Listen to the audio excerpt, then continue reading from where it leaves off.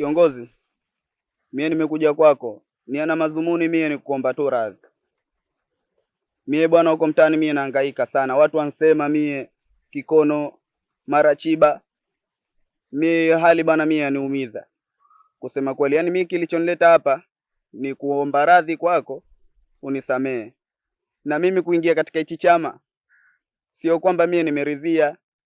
Mie walikuwa wansokomeza, waniingiza kwa lazima. Mie kila nikikataa waniingiza tu, kila nikikataa waniingiza. Kwa mie nilishindwa nifanyaje, ikanibidi tu nikubali kuingizwa, nikaingizwa kweli. Kwa mie nimekuja kwako kwa ajili ya wewe kunisamehe tu. Ukinisamehe wewe tu mie uchawi basi sirudi tena mie masuala ya uchawi.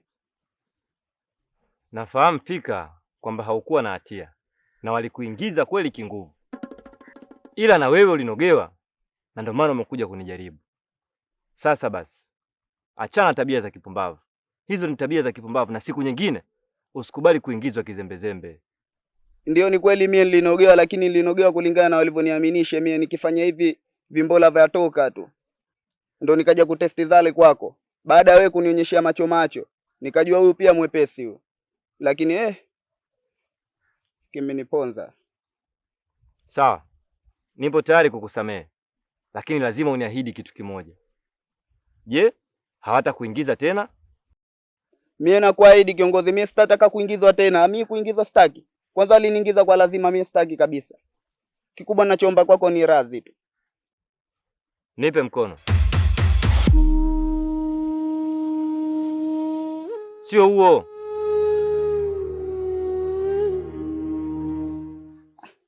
Huo ukunjuki kiongozi. Lete mkono huo.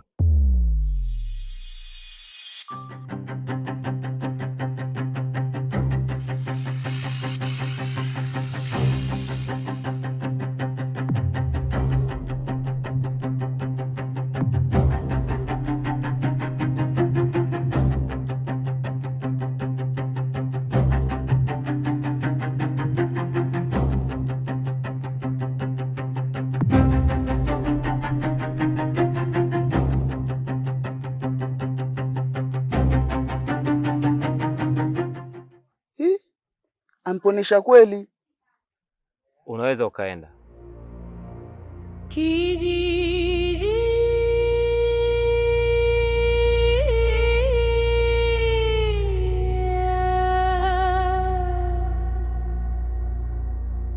kijiji wanga sana hukuni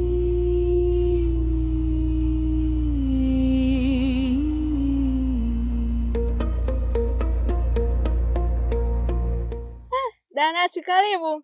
Asante mdogo wangu. Jamani Danachi, umependeza. Umewaka. Sasa shoga yangu, mbona mrudi tena kwenye hiki kijiji? Nimekuja kumlea mume wangu. Unataka nimwachie nani? Yaani dadangu, mwenyewe nilijua nikipata nauli nije huko mjini. Sasa nawe umerudi kwa mjini, atanipokea nani? Ndio nimerudi shoga yangu. Nyumbani ni nyumbani. Mkataa kwa mtumwa. Na si unajua na mishemishe zangu zile. Mambo ya saluni, mambo ya mashughuli, pambe hatari. Yaani ndio nimeingia hapa. Mbona kijiji kitachangamka na hisi kilikuwa kimepoa. Kama ninavyokujua shoga yangu. Huu mji utachangamka mwaka huu. Basi nisindikize tuende nyumbani. Hapana. Kwa sasa naenda gengeni, nikirudi nitakupitia kwako. Yaani uende, urudi, uje nyumbani kwangu niambie umbea wote wa kijiji hichi. Kama ulivyo mdogo wangu. Kwenye hilo mimi sikupingi.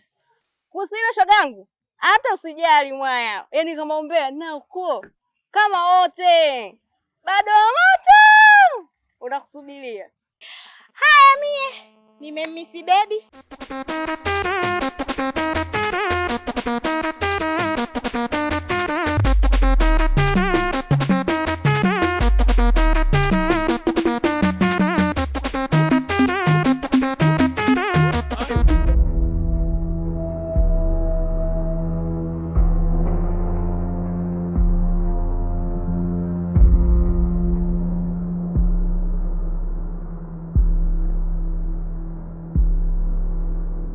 Mbona una kazi ya kupekua kwenye migomba ndizi wakati midizi sio ya kwako? Vipi? Yaani nimegundua kwamba wewe kweli si mstaarabu. Unakuja katika mji wa mtu unashindwa kuanza hata na salamu. Ustaarabu upi unaozungumzia wewe? Sasa wewe na mimi nani asiokuwa mstaarabu hapa? Wewe umekuja kwenye kijiji changu, alafu unadai kikao. Kikao gani unachokitaka kwenye kijiji changu wakati wewe hapa ni mgeni? Alafu nataka mimi nikusalimie wewe.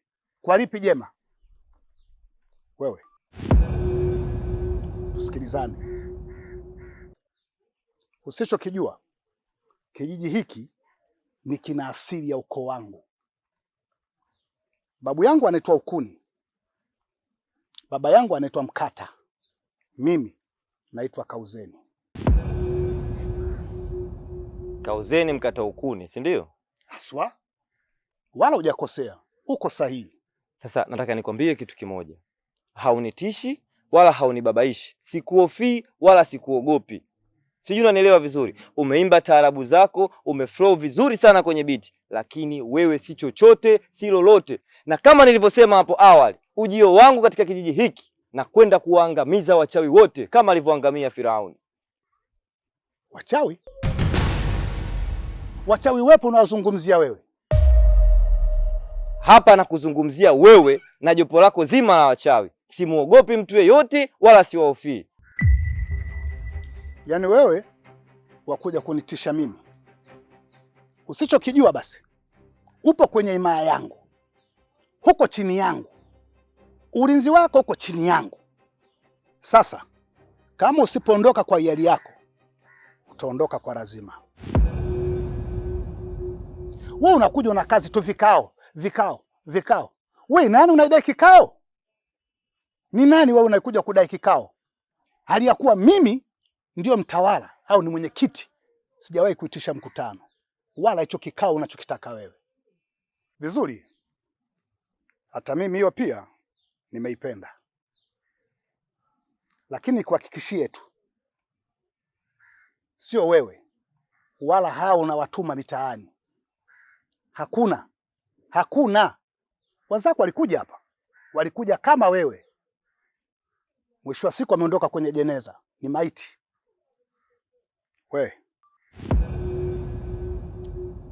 Wewe debe tupu, hebu acha zako kelele. Mimi siogopi mtu yoyote wala siofii mtu yoyote. Kama nilivyokuambia hapo awali, bendera chuma, mlingoti chuma, na endapo mtaingia kwenye 18 zangu, I swear to God, mmeangamia. Kijijinya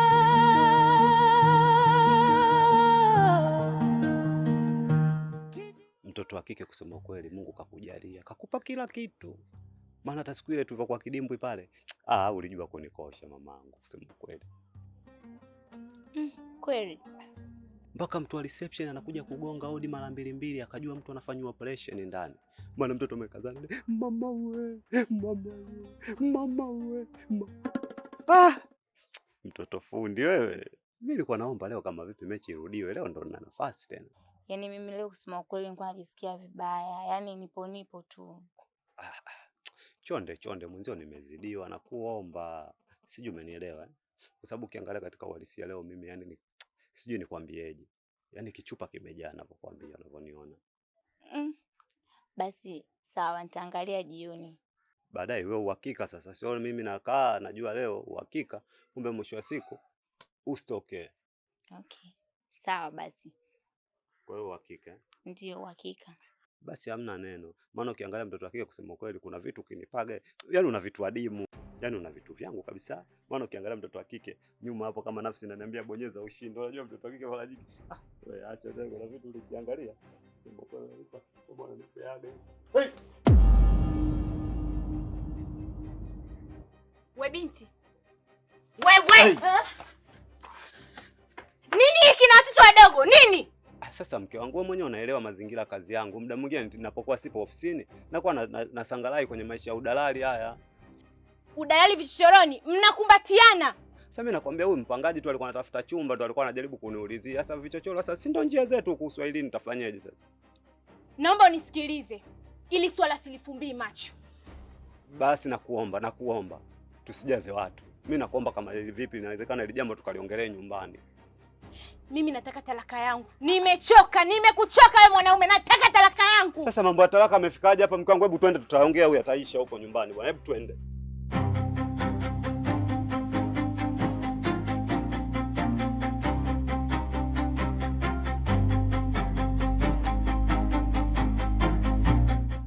Karibu sana kiongozi wangu. Asante sana. Karibu sana kwenye kijiji hiki cha Ukuni. Nashukuru kwa mapokezi yenu mazuri. Nimejitahidi kutembea sehemu mbalimbali, kuzunguka, kuangalia jinsi kijiji chetu kilivyokuwa kizuri na wananchi wa eneo hili. Nimependa na nimekubali sana kuletwa kwenye kijiji hichi kwa ajili ya kufanya kazi na nyinyi. Ila nilichokuwa naomba kwako kama mwenyekiti, unisaidie kitu kimoja. Nahitaji nionane na wananchi wa kijiji hichi ili niweze kuzungumza nao mawili matatu kuhusu maendeleo ya kijiji. Sijui unalionaje?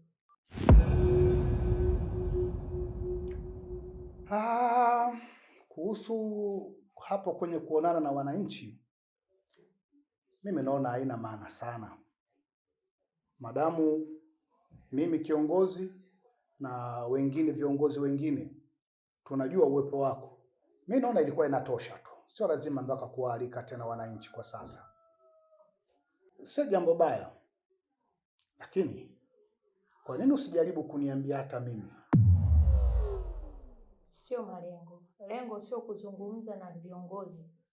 Lengo ni kuzungumza na wananchi wa eneo hili, wa kijiji hichi, ili niweze kuongea nao kuhusu miradi ya aina mbalimbali ambayo italeta maendeleo kwenye kijiji chetu. Siwezi kuzungumza na mtu mmoja mmoja. Ndio maana nikakwambia nahitaji nifanye kikao. Mimi ni mgeni kwenye kijiji hichi. Sijui wewe unapendelea tufanye lini hicho kikao na wananchi wako? Sawa.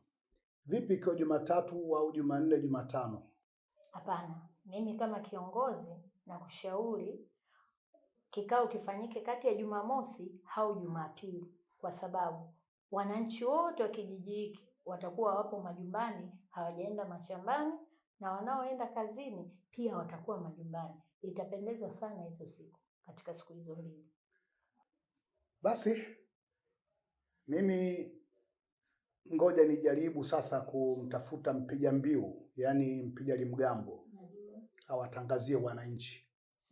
Alafu siku au tarehe ya kikao, madamu wewe upo, utajulishwa. Basi jitahidi iwe kwa haraka zaidi. Itapendeza zaidi kabla sijaanza majukumu yangu nikakutana na wananchi, ili nijue matatizo yao, shida zao, kwa sababu kunaweza kukawa na miradi nataka niongee nao. Watoto wa kiume vijana peke yao, mabinti peke yao, wamama peke yao miradi yao, hata wazee wana miradi yao ya kuingizia kipato. Inabidi kijiji chetu kionekane kimebadilika, ili wao wajivunie ujaji wa kiongozi mpya kwenye kijiji hichi. Basi sawa, tufanye hilo, limeisha. Nitajitahidi kufanya hivyo ambavyo wanavyotaka. Ukuni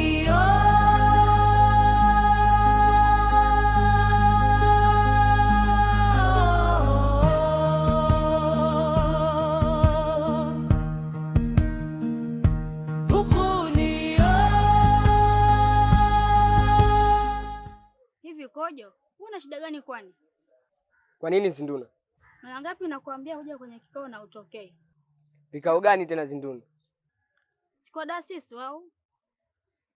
Yaani kazi tu kukaa na wazee. Amka Kojo. Sikia Zinduna, usipende kunilaumu kwa vitu ambavyo sivyokuwa na sababu ya msingi. Nina vitu vingi sana vinanichanganya akilini mwangu kuhusu ujio wa huyu mgeni. Siji Sokobane kaenda kumwambia kakaangu kwamba mimi ni mchawi, na mbaya zaidi kakaangu ananifuatilia na amesema akigundua kwamba mimi ni mchawi atanifukuza nyumbani. Hilo sio tatizo kubwa kwa Dasisu. Njoo muelezee, atajua jinsi ya kukusaidia. Sawa, nikipata muda nitakuja, ila msalimie sana Dasisu. Lakini hiki nilichokuambia kibaki kuwa siri. Sawa Zinduna.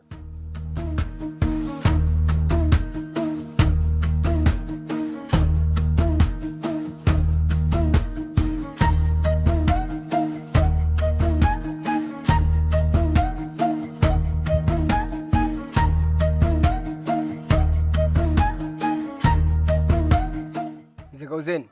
Ndio. Kuna taarifa za siri imekuletea. Koma wewe. Hivi nyumbani kwenu hakuna watu wakubwa kama mimi? Yaani umefika na kufika tu hapa, hata kutoa salamu hakuna. Unaanza mzee Kauzeni, sio kuna nani za siri? Sasa niambie hicho ulichokuja nacho, hiyo siri yako ni siri gani? Hivyo vikao sio vya siri, sijui nini. Ndo niambie sasa, kipi ulichokuja nacho hapa? Dada Sisu anafanya vikao vya siri nyumbani kwake. Hivyo vikao vya siri vinahusu nini? Hivyo vikao ni kwa ajili ya kukupindua wewe. Kunipindua mimi? Ndiyo mzee Kauzeni. Wewe maneno umeyatolea wapi? Taarifa hizi nimezipata kwa Zinduna. Zinduna huyu mtoto wa mzee kichwa cha kuku? Ndio huyo. Kapewa kazi ya kuhamasisha vijana. Vizuri kijana, nashukuru kwa kuja kunipa taarifa, ila jambo hili la kuhusu huyu Zinduna nitamfuata baba yake leo kwenda kumwambia kuhusu juu ya tabia za binti yake anazofanya. Tena kama ikiwezekana amuonye binti yake, la sivyo kitakachokuja kumtokea huyu binti yake Zinduna mwenyewe asija kanilaumu. Lakini kuhusu habari za Sisu, mimi nitajua namna ya kudili naye, kwa sababu kwenye kijiji hiki hakuna mtu yoyote anayeweza kuanzisha kikao au mkutano bila mimi kujua. Hakuna. Na wewe pia unapozunguka kuwa makini, kwa sababu hali ya hewa sasa sio nzuri. Yule shetani mtu anakuja kwa kasi mno. Sasa hivi usiwe unakurupuka, usifanye kitu chochote kama mimi sijakupa ruksa yangu.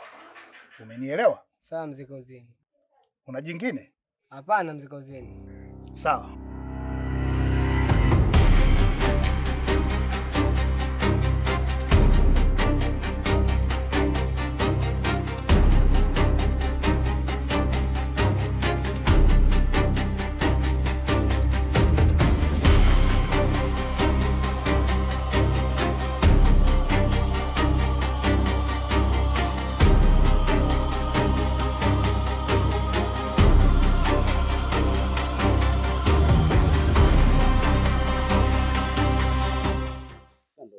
Umenichelewesha kishenzi, na unajua kabisa kwamba nina kipengele cha kumtafuta Dylan.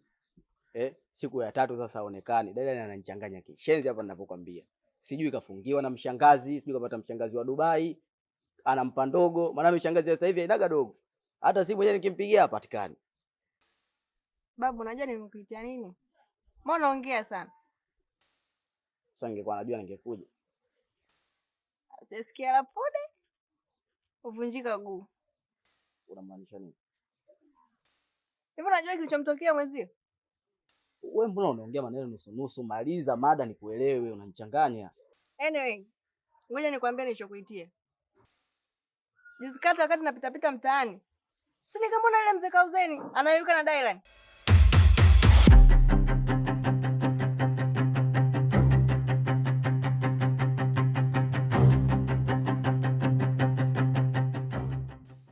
Mwenzio kwa msukule au kafanya nini mimi sielewi. Wewe sikiliza bwana. Mimi na wewe hatuna utani. Sawa bwana? Mbona unaanza kuniletea mchezo wa kitoto? Kwani mimi na wewe tuna utani au? Ina maana mzee Kauzeni kamchukua Dylan kwa sababu ya shilingi 6,000 tu. Mwenzio akinyolewa zako tia maji. Dylan ashakunywa kikombe chake. Bado wewe umeakanyaga.